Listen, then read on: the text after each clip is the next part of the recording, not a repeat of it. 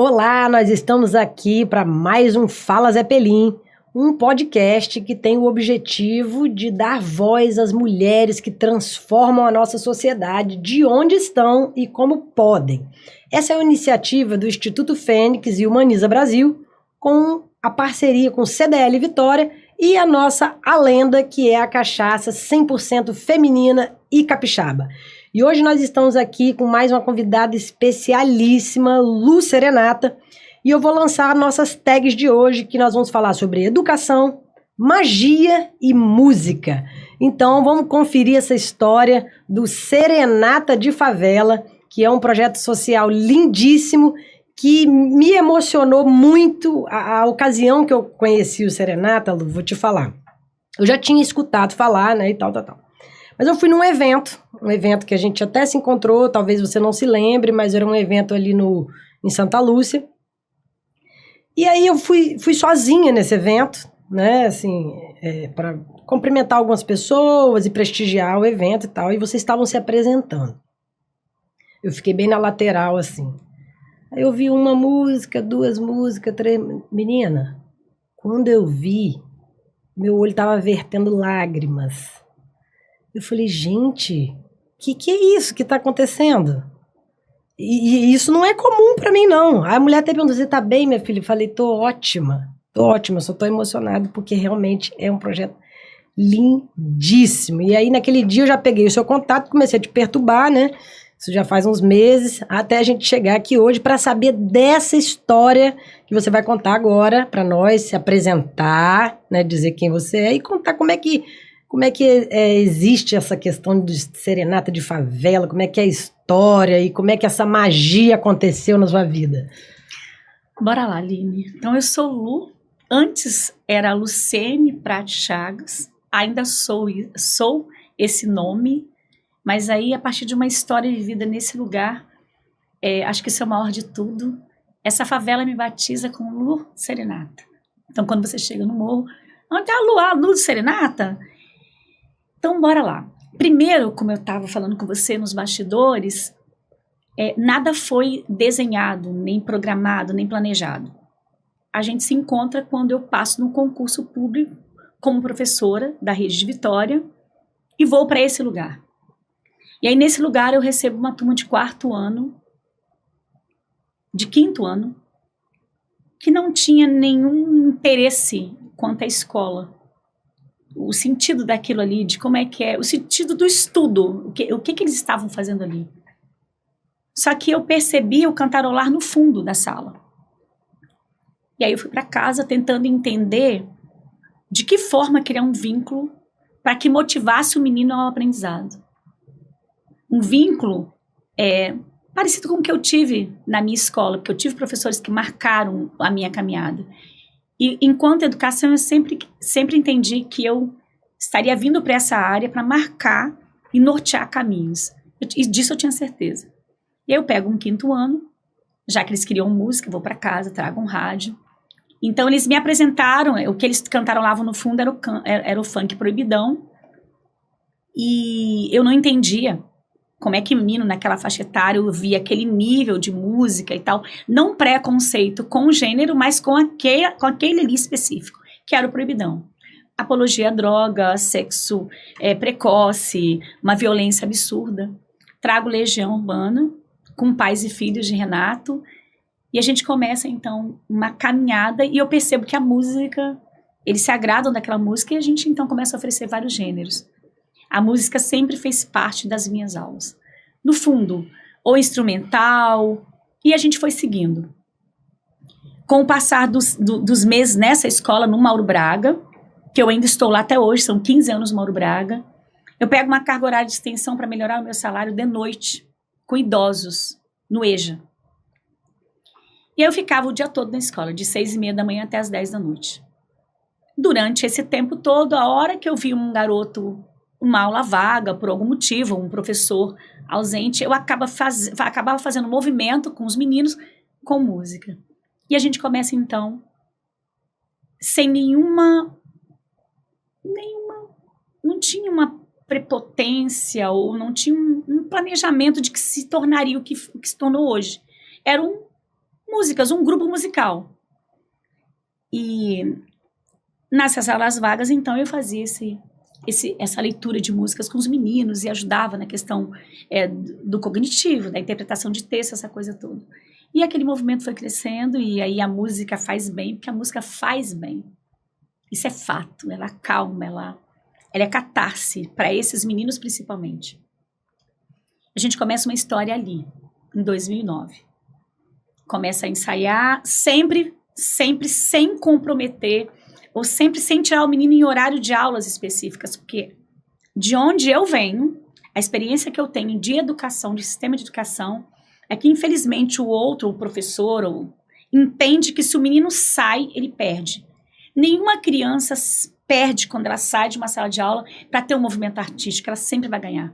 Não tem como fechar uma conta para menos. Vai ser sempre para mais ou para multiplicar. Mas eu não vou mudar o mundo. Eu vou mudar embaixo do meu pé. Essa é a proposta e é assim que a gente faz. A gente tenta mudar embaixo dos pés da gente. Que é o real, que é onde a gente está. Boa. Começa então a movimentar. E o que foi 12 meninos iniciando... Hoje nós somos 324 meninos e meninas. Nossa! E vamos fazer uma atualização agora, porque agora tem uma orquestra de favela, então a gente era um grupo musical, fica durante muito tempo vivendo isso, numa correria danada a partir de doação de amigos, porque como nós fomos escolhidos pelo universo, porque não tinha nenhum planejamento. Não existia planejamento. Existia um grupo de meninos e meninas que vinham atrás de mim para cantar aquilo que fizesse bem, que acalmasse. Só que aí tinha uma coisa que eu só fui entender a partir do momento que eu comecei a movimentar esses meninos. Você, Aline, é um todo. Eu sou um todo. O seu público é um todo. Não tem como pegar um menino e trazer para uma cantoria sem saber dele. Então, o menino ele também tinha um formato de família.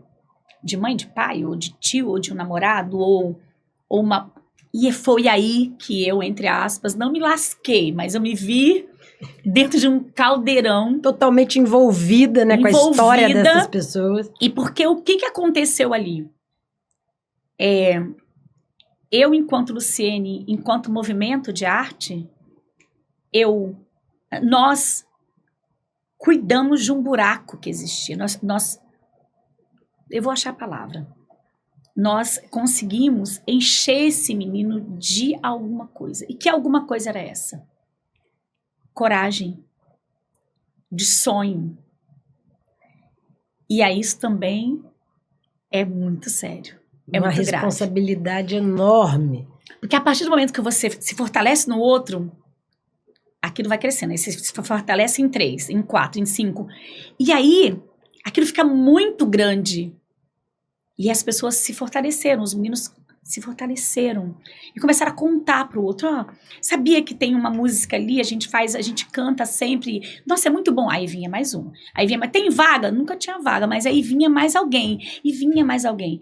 E eu, professora, de um horário, que é logo depois, eu saí da extensão.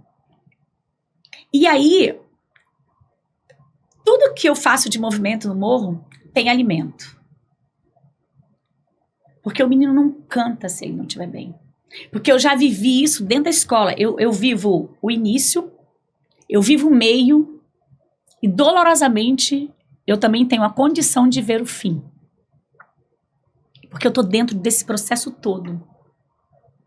Então eu sei a falta que faz a criança não alimentada corretamente lá na escola quando chega de manhã.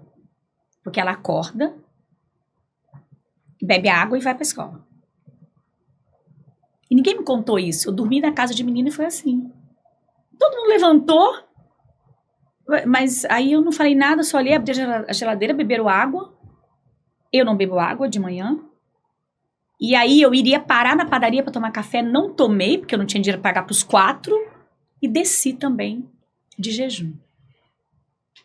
Então, a história do menino da favela, da periferia, começa pela alimentação que não é real. Às vezes você assiste uma matéria e fala que a pesquisa de cesta básica, o valor da cesta básica é 700 alguma coisa, não sei onde. Ah, então é cesta básica completa. Porque a cesta básica que a criança, que nós recebemos na periferia, quer seja de doação, quer seja de política pública, são 5 quilos de arroz, 2 de feijão, 1 ou 2 de farinha. É um padrão. Isso não é R$700, não. A criança, ela precisa de uma alimentação mais complementar dentro da escola, porque é preciso entender que ela não tem, na maioria dos dias, na casa. Se alguém da tua família tem filho e vai para a escola com um café, ela passou numa mesa, comeu alguma coisa para a escola, ela espera normalmente até 9 horas, que ela já não tem algo sistematizado, uma defasagem, ela não tem nenhum problema, ela vai aguentar, beleza. A criança da favela não, ela já tem por si só uma alimentação que não é completa desde a gravidez da mãe. É só isso que as pessoas que estão responsáveis por essa questão não entendem. A precariedade em todos os níveis. Eu estava conversando com uma parceira, uma pessoa, né, recentemente, que ela falou assim, mas a gente faz o curso, tipo assim, oferta vaga de curso gratuito e a pessoa, nem assim ela não vai. Eu falei, meu amor, você precisa entender a realidade, não é falta de interesse, tem tanta coisa por trás disso. Tem a pessoa, o se locomover, o ir e vir, que custa dinheiro. Sim. Tem uma alimentação que custa dinheiro. Tem uma criança que muitas vezes não tem com quem deixar. Tem uma roupa que vai gastar mais, porque ela vai ter que botar uma roupa toda vez para vir para cá, vai ter que lavar de novo essa roupa. Então, assim, são tantas camadas de precariedade que, não, assim, esse olhar de, nem de graça a pessoa não vai. Não é bem assim. Só vai entender se subir para ver. Se não subir para ver. E essas falas, assim, elas não são só de quem está embaixo do asfalto. A falta de informação também é de dentro do próprio lugar. Alguém fala assim, mas por que você não muda essas nomenclaturas? Eu fui a um lugar um dia desses, uma pessoa questionou, por que você fala favela? Porque não é sobre a nomenclatura do lugar. É tudo o que precisa ter ali.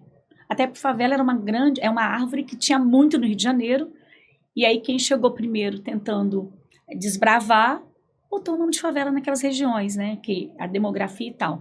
Não tem nada a ver de ser lugar horrível, não tem nada a ver com isso, a questão da nomenclatura.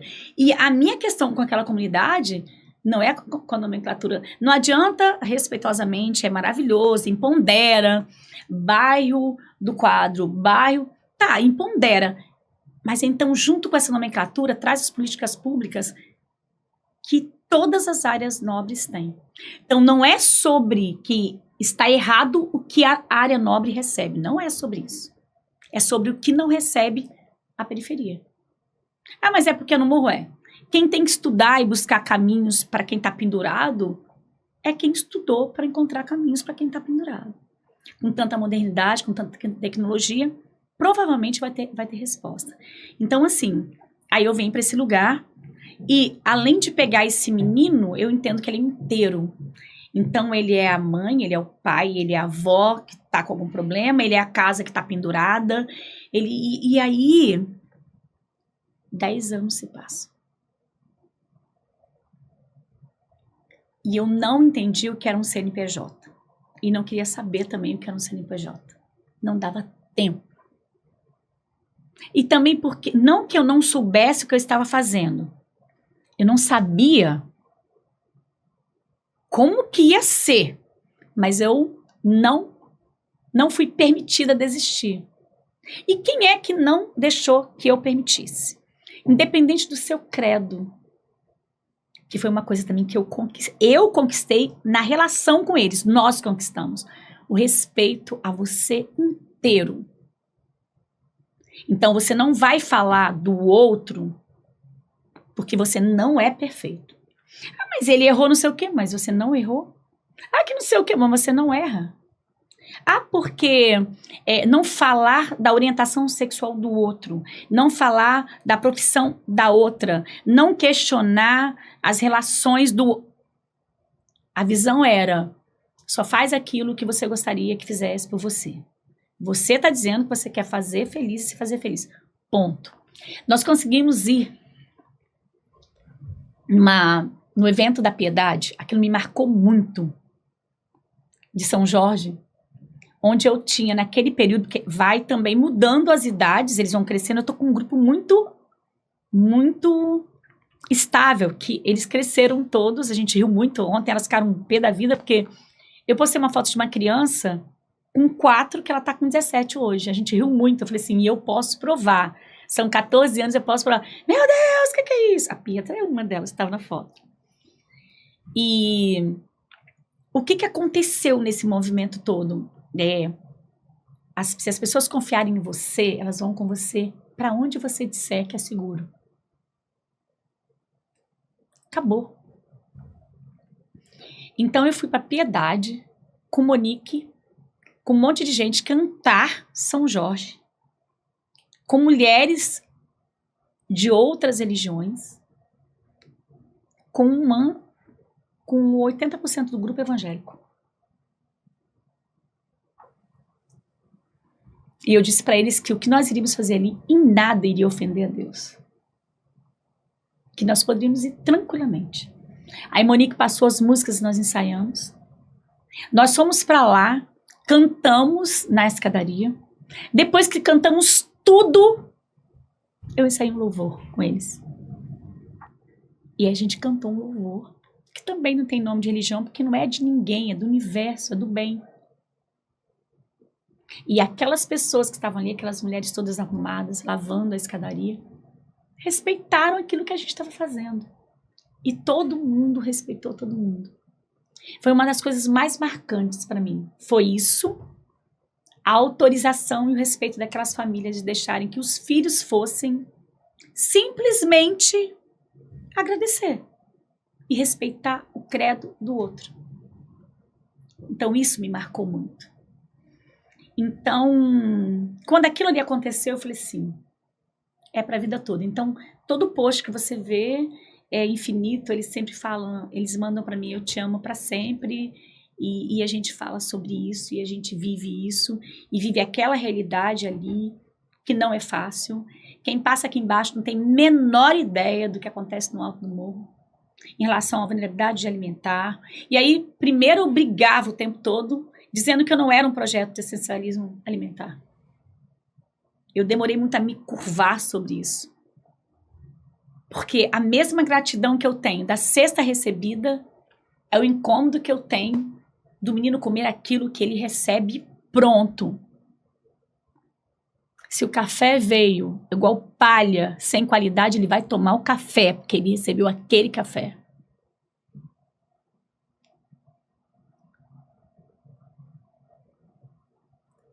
Então você recebe um alimento que você é obrigado a comer porque você recebeu, e agradeça.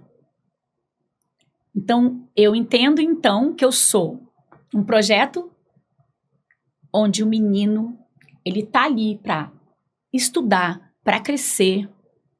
Não é apologia, não é um projeto de resgate de tráfico, é um projeto para ele não ir para o tráfico, porque não precisa.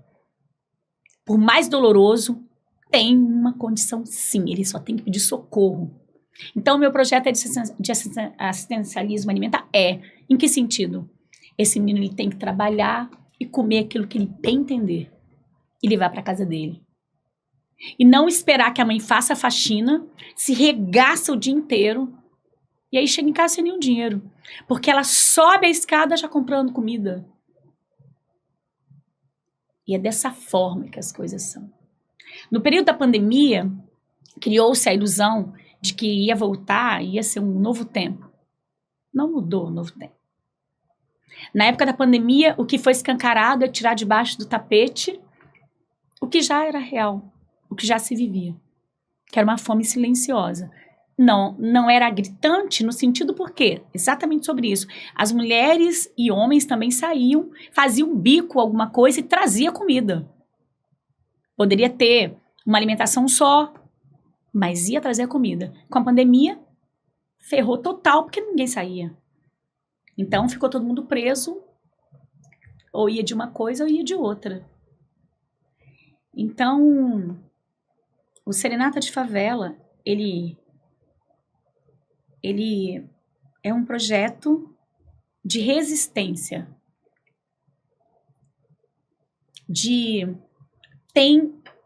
você pode, você vai conseguir, a gente está aqui para te ajudar, se você quiser. Tudo se você quiser. Tudo na vida se você quiser. Nós falamos antes sobre isso. Por que a gente está aqui? Que é isso? Porque nós quisemos, mas também não quisemos sozinhos. Ninguém chega a nenhum lugar sozinho. 14 anos eu segui com gente que nunca vi. Mas antes de tudo isso tem uma coisa que é fato. Um divino, um espiritual. Não é do nada. Que a gente falou aqui que é uma magia que acontece quando a gente quer. Que acontece. Quando a gente quer, porque se for olhar direitinho, é a primeira coisa. Quem trabalha com projeto social tem que gostar muito, tem que realmente, tem que ser verdade. Tá, imagina pra mim que não sabia o que era isso, porque eu tava fazendo uma coisa que não sabia. Você foi arrebatada. Eu fui arrebatada. Tem uma coisa que aconteceu em mim e comigo sobre o divino, foi aí que eu entendi que era o divino. E a partir daí eu me acalmei. Nunca mais me desesperei. Porque eu tinha um horário de trabalho. E aí, o salário que eu pegava, o que eu fazia? Dentro do projeto. Tá, mas e a minha família? Como é que era isso? Porque você faz escolha, né? Você acaba fazendo escolha. Até você entender que tem que ter calma, até tudo arrumar na tua cabeça, você cai ali dentro e não tem como mais sair daquilo. E aí eu pagava o lanche. E aí o salário. Aí certa vez eu cheguei na minha casa e minha energia tinha sido cortada.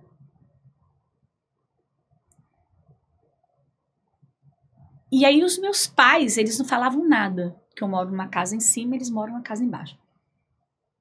Ficava só o burburinho, tipo assim, mas como é que é isso? Ela trabalha, como é que ela não paga a conta de energia? Como é que corta a energia? E aí o meu pai, ele não falava nada. Ele só falava bem assim, você tem que cuidar primeiro de você. Mas eu não entendia isso. Eu não conseguia entender isso. E naquela noite no escuro, na minha casa, eu dormindo no escuro, e eu falei assim, olha só, Deus, eu posso recuar. Eu posso esperar um outro tempo. Eu vou pegar uma extensão, porque eu não posso continuar desse jeito. E dormi no escuro. No outro dia acordei, meu telefone tocou e era socorro. Depois disso, eu entendi qual era a questão, a minha relação com esse divino. Nunca mais me desesperei. E todas as vezes que eu precisei de ajuda, eu fecho os olhos. E aí vem alguém. Então, quando eu te falo que a partir do momento que você não pode fazer, se você não for segurar a onda, se você for amarelar, você não seja covarde de fazer isso. Se você olhar para alguém e falar bem assim, nós vamos fazer tal coisa, você pode, você consegue. Se você fizer o outro acreditar nisso, você não seja covarde de não fazer.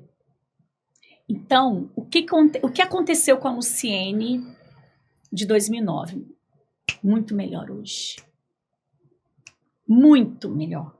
Se curei e fui curada. Muito melhor, muito. Se fiz promessa, também recebi. Se cumpri com eles, eles cumpriram comigo. E aí, com o tempo, vem o menor aprendiz, vem uma ETESES que oferece bolsa de estudo e eu não tinha um menino na faixa etária para dar a bolsa técnica. Só que eu levei eles para um dia de Mac Feliz, ali na Praia do Canto. E levei as mães para me ajudar.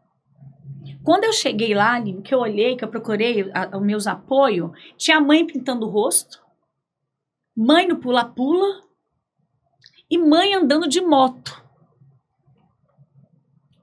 Quando eu olhei aquilo, eu falei assim, caraca, vivendo o que eu não existia no tempo delas, da infância delas.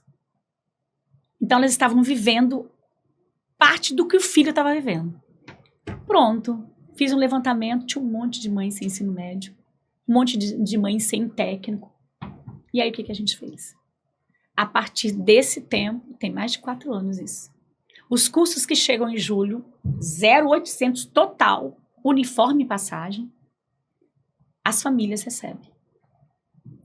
Então eu tenho radiologistas, eu tenho um monte de técnicos de enfermagem, eu tenho um monte de gente na logística, eu tenho um monte de gente trabalhando. Eu tenho homens e mulheres bem mais velhos que eu, mais de 56 anos, vamos botar com mais de 56 anos, que mandam boletim para mim. A prova valia tanto. Então, como que isso aconteceu? Querer. Um monte de gente que quer. Uma favela que quer. Nós temos um lugar no alto que você precisa ir lá, que tem nome de mirante porque mira. Mas não tem estrutura de mirante. A prefeitura não chegou lá ainda para ver esse projeto, porque o lugar é lindo, é no meio do morro.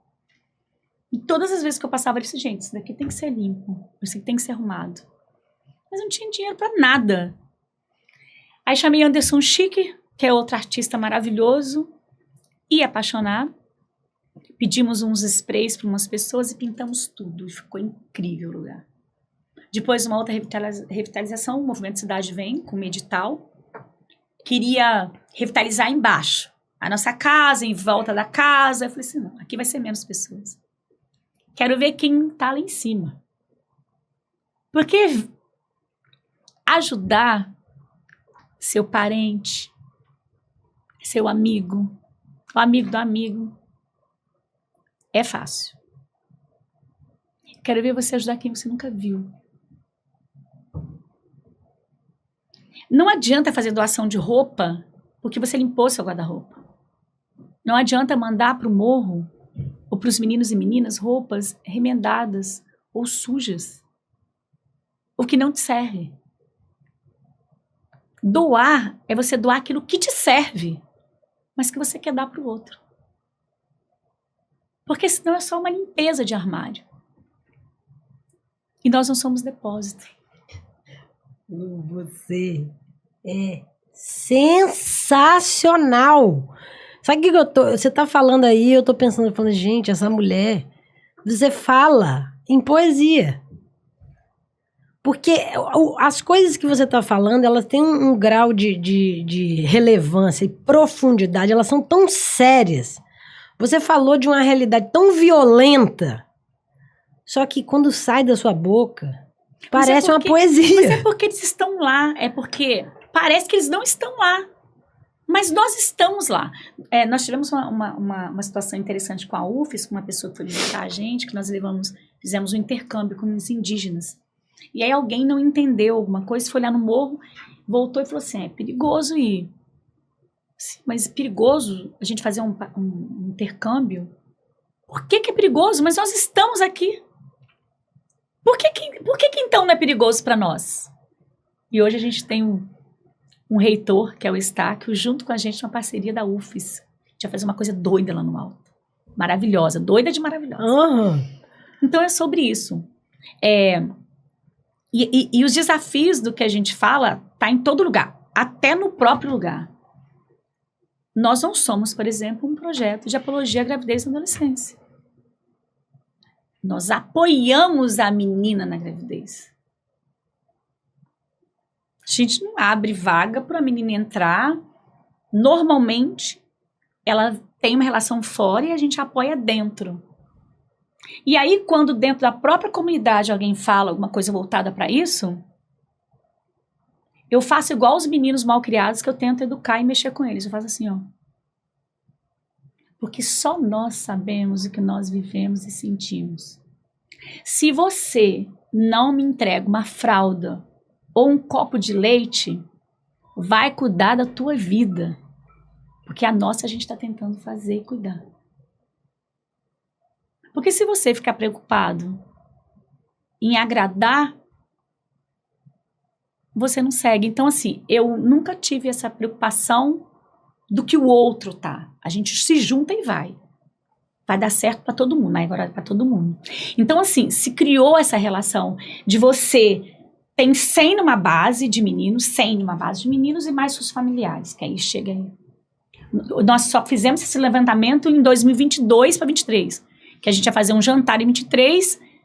Quando a gente levantou, não vai dar. Tem nem aonde botar essa carne passar. A gente sempre vai para uma carne branca, que ia ser mais barato, mas não tinha como. Nós tínhamos feito de 21 para 22, e deu certo. A minha irmã fez gastronomia, faz uma comida maravilhosa. De 22 para 23 a gente achou, vamos fazer. Mas aí quando a gente foi, como que um vai comer e o outro não vai comer? Não dá. Levantamos mais de 300, não dá. Aí nós temos outro formato. Pula-pula, sorvete, tal. E a gente vai vencer. Se a gente não fizer esse ano, que também as dores também passam.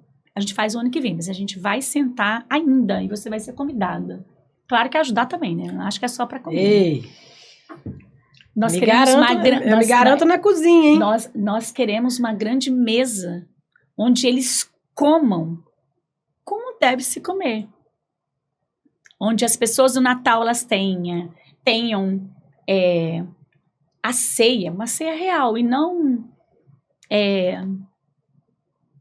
conta 300 coxas, porque vão vir 300 pessoas, uma para cada. Esse tempo eu quero que passe. Eu quero que tenha uma mesa grande onde ele saiba que ele vai pegar um só, porque o outro também vai comer. Mas que não impede que se sobrar ele coma outro. Durante essa correria toda, desses anos todos, até que chegasse César MC em 2019, que foi ali que eu me torno cultura. Não sabia nem o que era cultura. No primeiro momento eu estava no corre.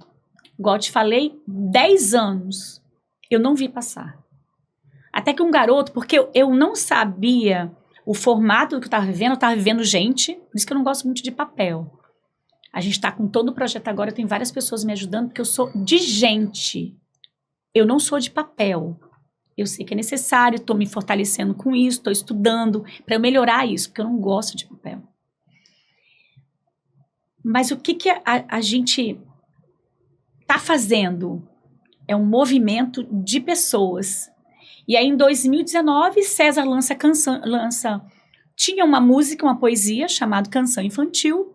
Já era um garoto muito conhecido, eu não conhecia. Tinha um preconceito de rap, não sabia o que era. E aí ele me convida com os meninos para fazer Canção Infantil. Canção Infantil era uma poesia musicalizada, que ele vai e musicaliza. E é exatamente a história de uma criança que cresce da favela. E eu conheço o menino, a gente se apaixona. Ele é um gênio. O dia que você conhecer, você vai entender do que eu tô falando. A mente dele é algo única, privilegiada.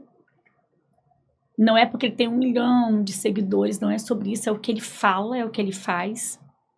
Né? Coisas tipo, eu espero que eu nunca te decepcione. É nesse nível.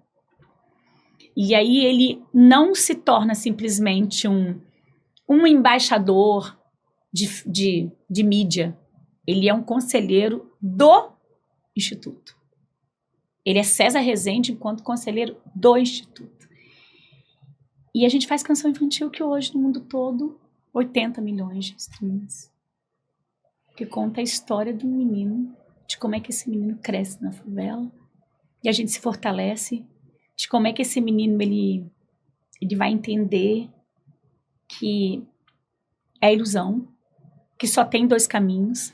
Como é que ele vai entender que a polícia do bem não está contra, que ela só está do outro lado. Como é que é para mim, dentro da comunidade, subir com esses meninos para cima e para baixo e ter o respeito dos meninos que estão nos radinhos? Isso me comove e é doloroso. Eu vivo, não num conflito, mas eu vivo com todos os processos à minha frente. O processo de oferecer, o processo da aceitação de quem fica, a tristeza de quem vai, antecipada ao velório. Porque não há outro caminho. Amiga, eu poderia ficar aqui te ouvindo por muito tempo, eu juro. Como é bom te escutar. Realmente é, porque tem muita verdade, né, acontecendo aqui.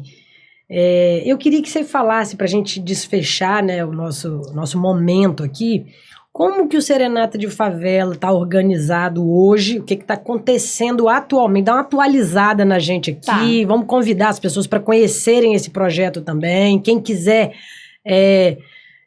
convidar o Serenata para uma apresentação, né? Então, sim. Vamos falar do dia de hoje. Convidando, para convidar, vai para o Instagram, manda recado e a gente vaza. Pronto, no direct. Pronto. Simples. Simples assim. A gente busca transporte, busca uma alimentação para fazer esse processo. E normalmente agora, algo que foi diferente, assim, que foi tornando-se diferente, a minha aceitação de entender que eu posso pedir alguma coisa solidária, um cachê solidário, por exemplo. Porque no primeiro momento, no meu romantismo, porque era 10, 12, eu dizia que, cantar... Você canta e você não vai receber. Não, você vai receber também.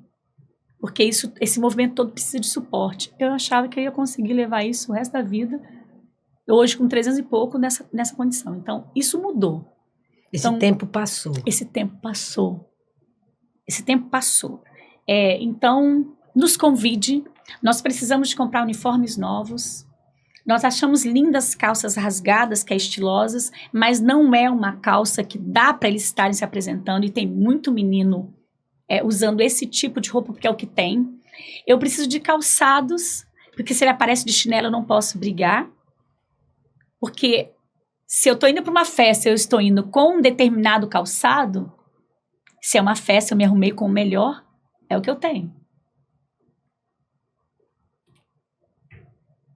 Então, eu preciso desse suporte. Nós temos hoje um instituto, então esse movimento todo que a gente falou aqui, você é responsável a partir de agora, e todo mundo que está ouvindo também é responsável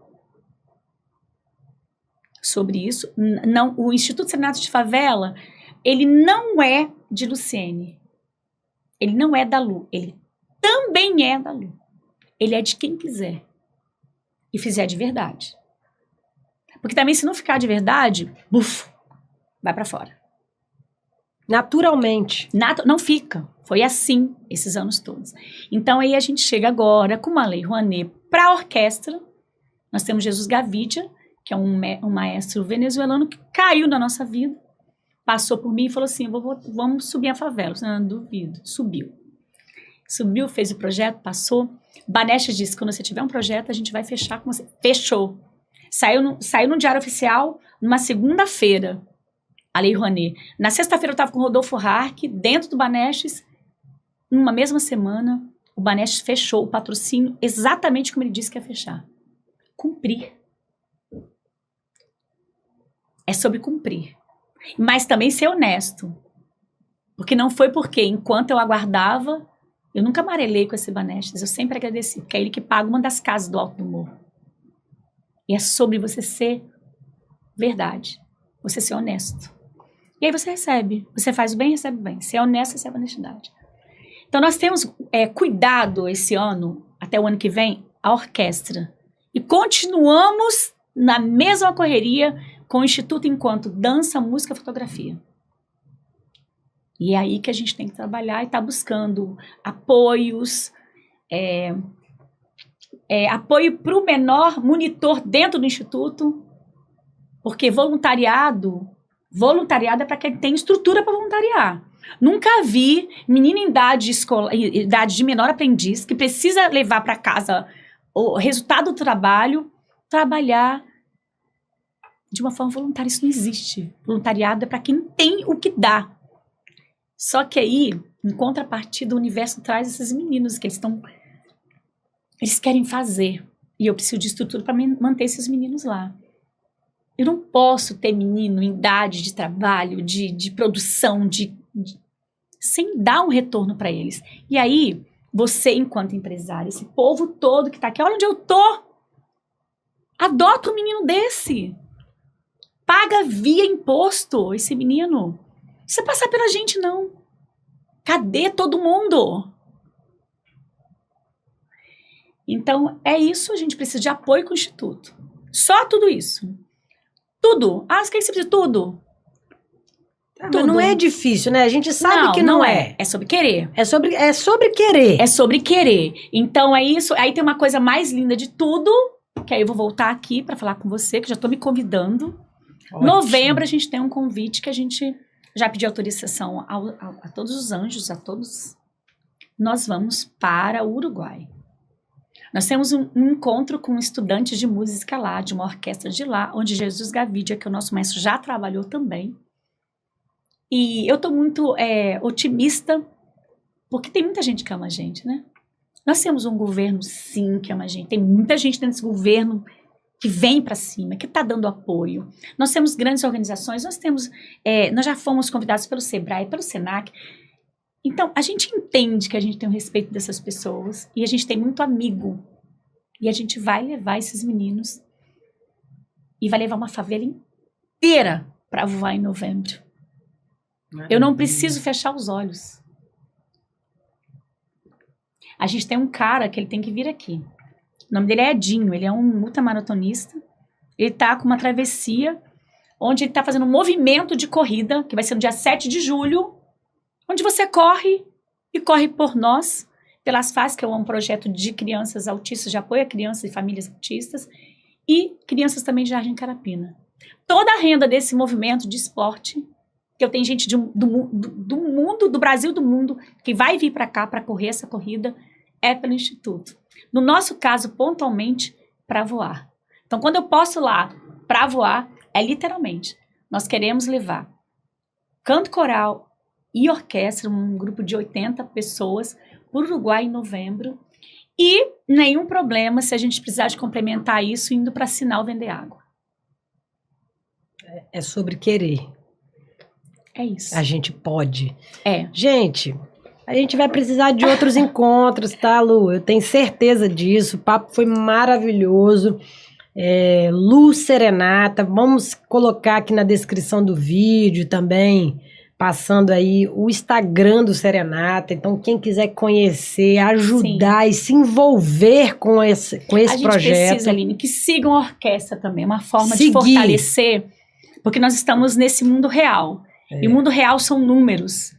Então, é um projeto de governo federal, de Ministério da Cultura, que está dando todo o apoio.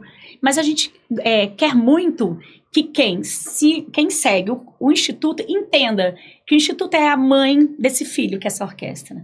Então, tem que estar junto. Então, a gente precisa de suporte de seguidores na Orquestra de Favela. Então, nós vamos colocar também o Instagram aqui para poder a gente dar esse apoio e enviar para todo mundo seguir também, porque essa informação boa, ela tem que realmente ser compartilhada, né?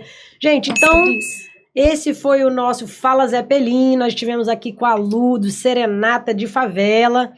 E esse podcast é um podcast realizado pelo Instituto Fênix, Humaniza Brasil, com o apoio do CDL e patrocínio da nossa lenda, que é a cachaça 100% feminina e capixaba. Fica ligado, segue nossas redes sociais, se inscreve no nosso canal e até a próxima.